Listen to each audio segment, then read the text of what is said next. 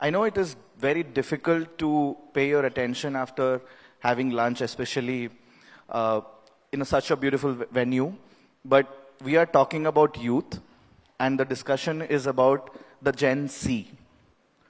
All right, so I would request everyone to pay attention and also make this session very interactive and ask your questions, if it may come, to the people sitting on the dais. So without further delay, I would like to directly come to the point with my friend Aalekh, who has traveled all the way from Bombay. You must have seen him in television, you must have seen him in web series, you must have seen him in a different role. But suddenly this transition to the field of environment and promoting problems as well as solutions to the Indian youth in your own way. What made this transition happen? Thank you. Thank you, Team Earth, again for calling me here and making me a part of this conference. I'm really honored.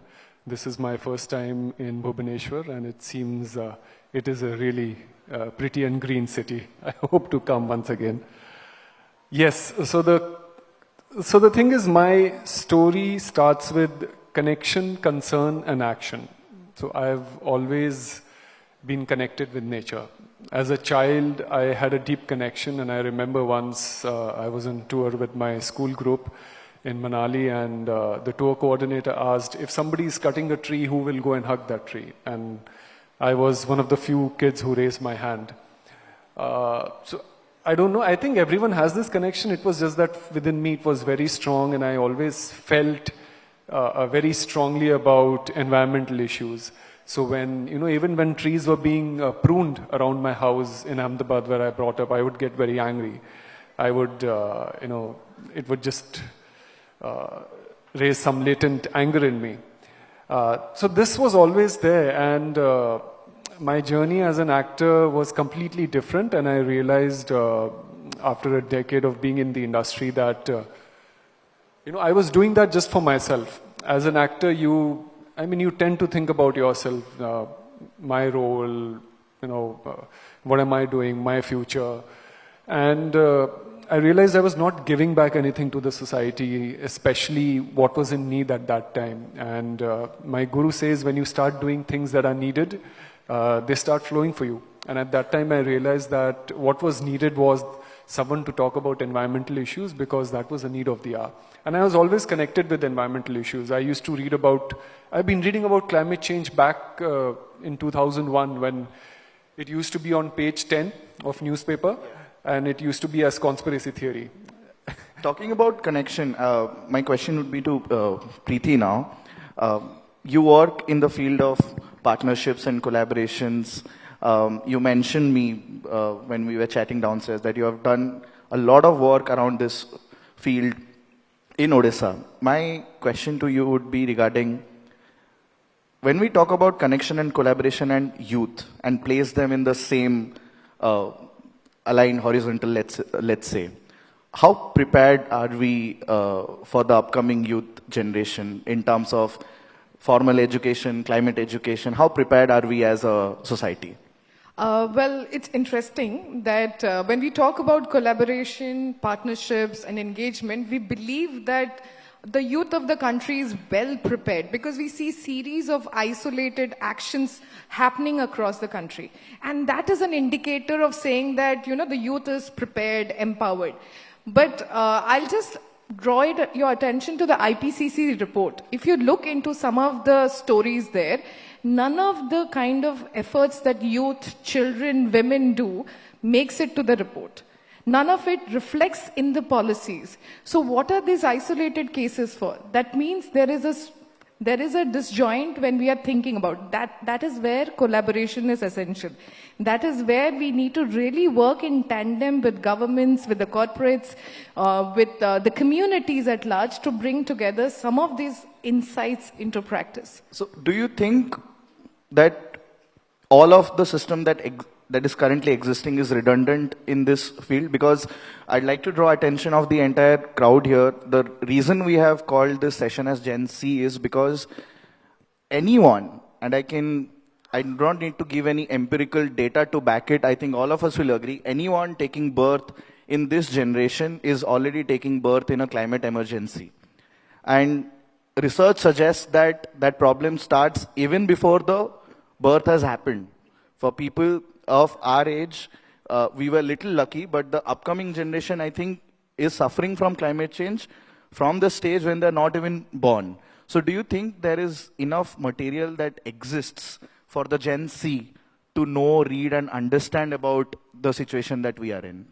In terms of research, it exists. One of the Nobel laureate, Jack Heckman, did a study where he said investment in early childhood can have decisive effects, impacts on young children and in terms of their skilling and understanding of some of the issues. But that rested at a research stage. He got the Nobel Prize for it, and that's where it is. But in terms of looking at how the landscape in India today looks like, in terms of our families' intel around what is climate, in terms of how do children get communicated, or in the educational setup, if you see how some of this methodology and curriculum part of it, it is still a missing link. Like, if you reflect into the national education policies, you might have it at a primary level, but especially in the Anganwadis or in the childcare centers and all, the understanding of both the practitioners, both the people driving these efforts is a missing link. So, Preeti, I would like to hold on to that thought for communication for a minute.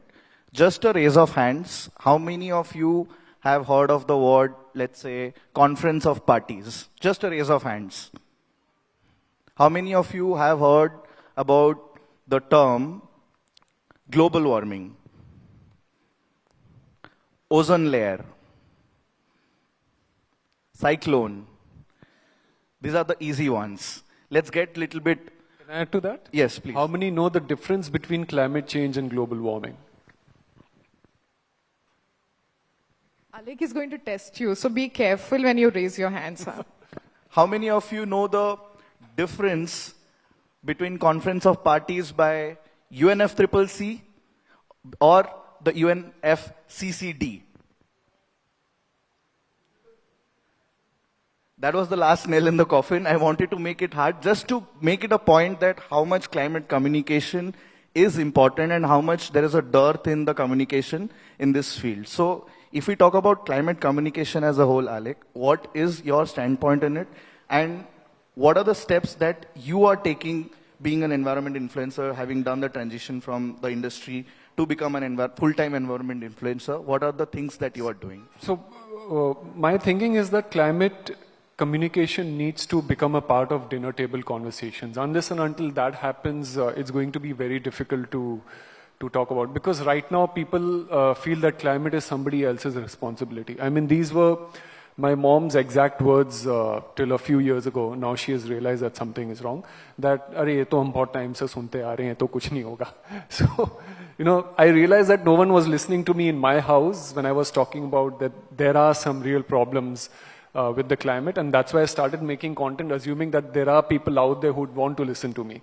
So that was literally, and my thing was that if I am learning something, and if I can impart it to a few more people out there by using the power of social media, because there are people who want to know more, just that because they are so busy in their daily lives, they might not be able to put that much effort and, try and get that knowledge.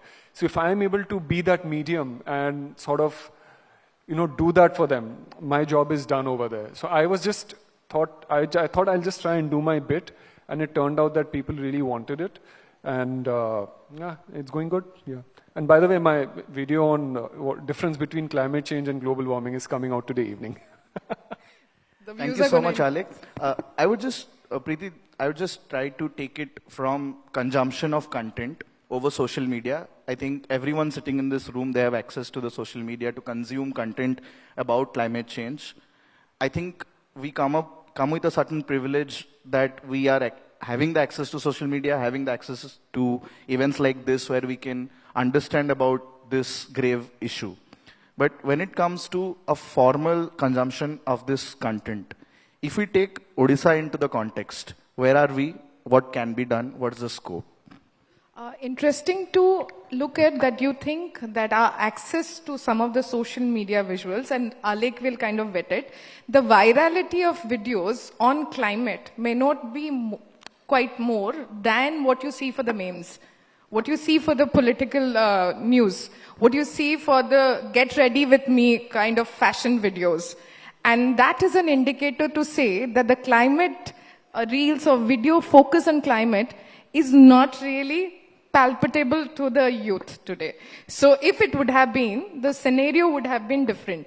And I think there are several youth collectives, especially in Odisha, where there is a lot of climate communication, like regional influencers sitting. For example, I'm just giving example from Manipur. There's a 8-year-old girl who has been asking for climate laws in India.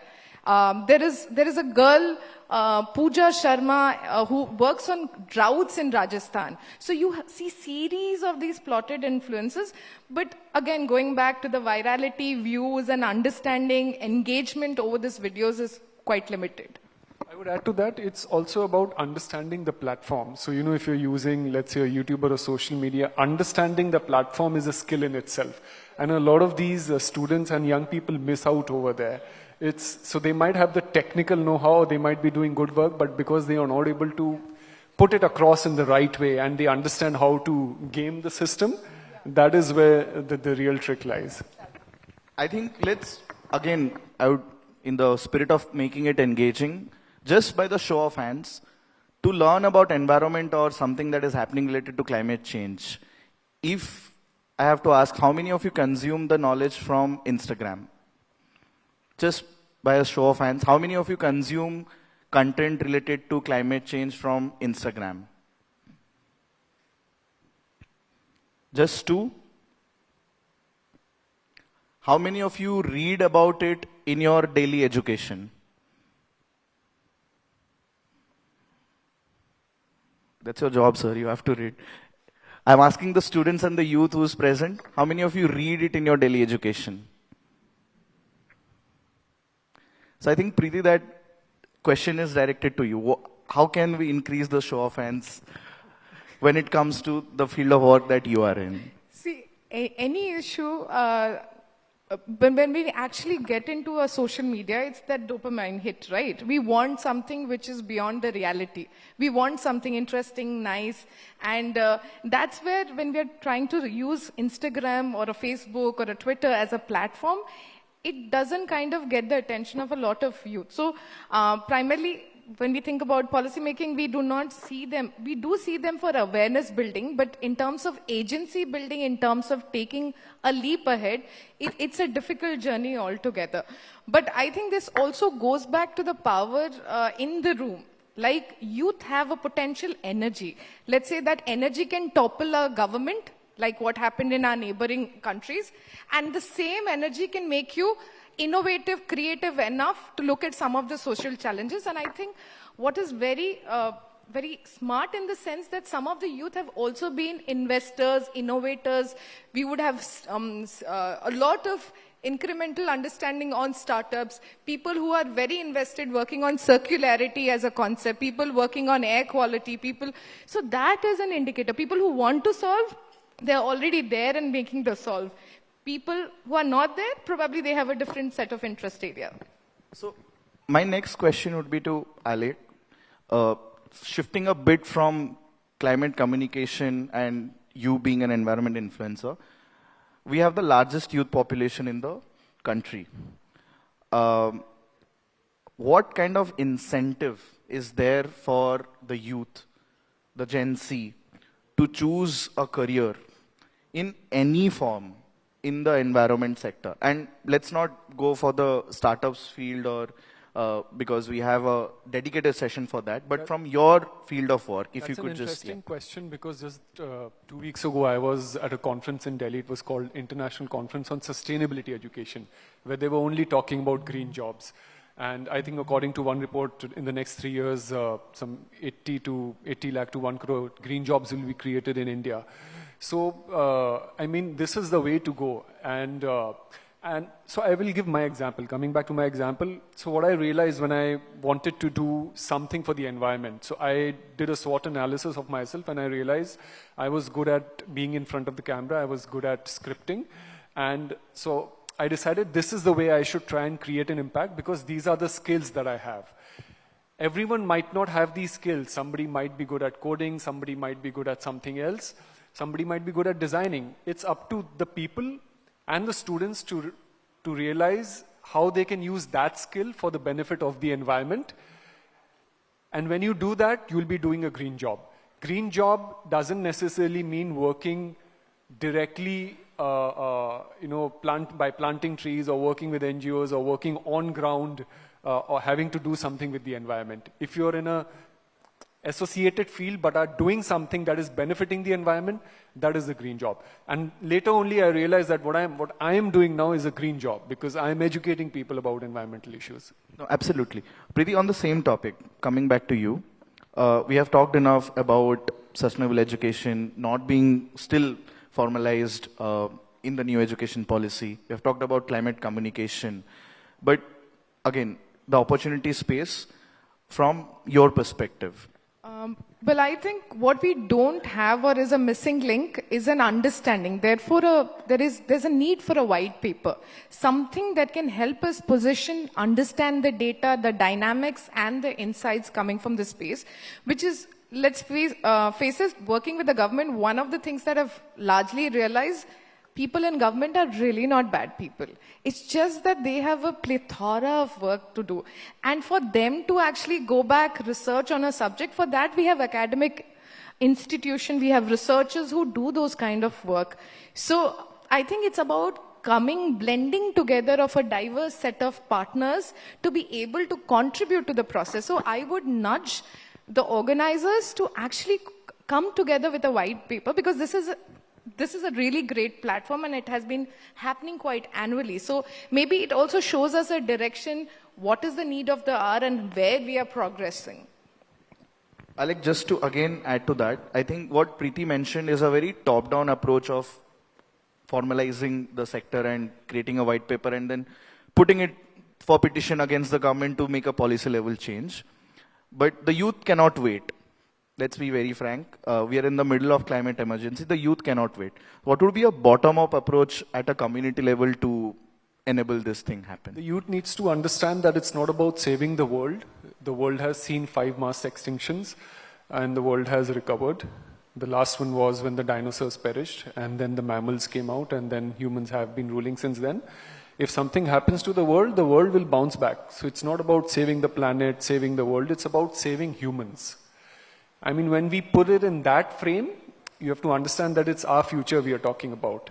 So the youth doesn't really have any other option. I mean, because it's your future. So if you don't take care of your future, who else will? Because, the people before you have not really done a good job. So it's up to you now. In the last segment, I would like to ask, do you really think it is possible to shape and modulate the narrative for youth, or youth will do jo mujhe karna hai main karunga? It is important to shape the narrative because one of the very significant aspects is that what builds our thought builds our actions, and that's why narrative are important. Who is responsible for shaping that narrative?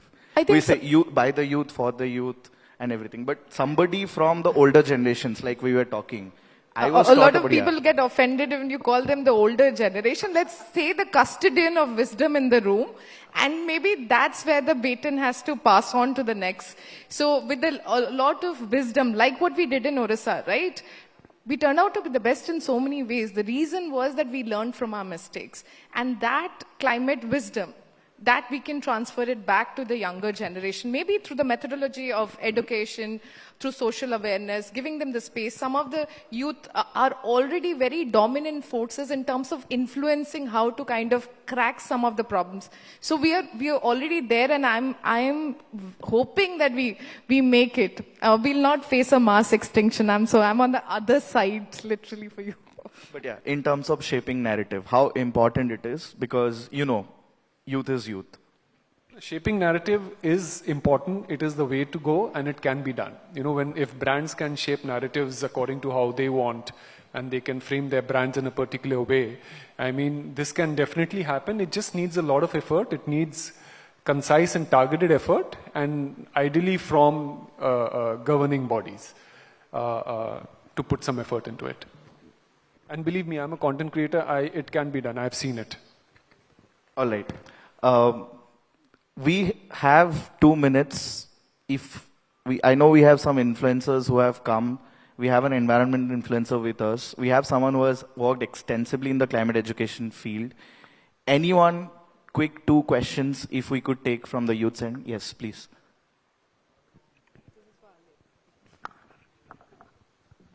Hello. Good afternoon, sir. Good afternoon, ma'am. Sir, my question is, I have read somewhere in Japan, they use a clever technique for preserving the trees. Like it is known as nemawasi. They don't cut the trees, rather they just uproot it. So why don't we use this technique in India? It's like not cutting the trees, rather. Who wants to take it? Why don't we use the Japanese technique of preserving trees? There's so many good things. It probably hasn't been taken to the government for a scale-up, or probably there's not adequate research that the government. So the kind of narrative we have in the country right now, it's make in India. So anything that is indigenous, locally available is something that we are very ready to take. So we will develop our own technique. Sir, in this session, मैं केवल youth को ही allow करूँगा question करने के लिए. I'm just joking, sir. Please. Please, sir. Go ahead, ask. In fact, I belong to a environmental organization. We are moving from school to school and college to college to create awareness as well as sensitize the youth regarding this climate emergency. But you'll be surprised to know that the youth are not that much interested to know about the climate. And social media is very powerful, we all know. But if the funny contents are there, dirty contents are there, and the content in which the youth are interested, if that is there, then it is very, very popular.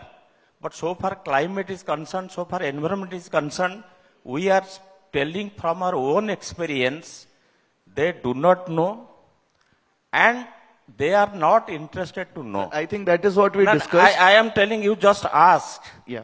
That environmentalist, you ask about Greta Thunberg, you ask that Lisi Priya, and you ask about other young environmentalists, and you will know how many of them So is that known is where by we these actually people. discussed that, So that is the why- custodian of wisdom and not the old generation, but the custodian of wisdom have to pass on the knowledge to the youth. We are Yeah. also, because we are, you see, our organization is manned by senior citizens.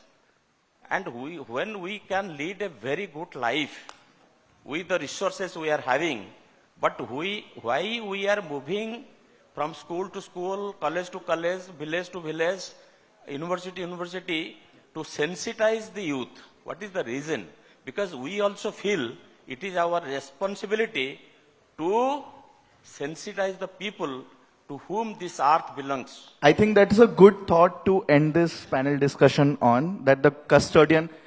So we are running out of time. We are running. They should create, or they should Sir, we are set some running out of narratives. time. The youth should follow it. Yes, of course. I think that's a good food for thought to leave this youth who is present here, to leave them with the food for thought that, the custodian of climate education from the past, from the knowledge from the ancestors, has to be transferred to all. And that's how the Gen Z will be enabled and ready to protect the climate. Any last thought for 10 seconds, last 10 seconds, anything, last 10 seconds from both of The you. Gen Z has to be creative, conscious, and connected. So that's my last 3 words for you. Thank you, Preeti. Aalekh? Actually, I echo that because that's what happened with me also. It all started with a connection. When you start connecting, you start realizing what's wrong and you start taking action.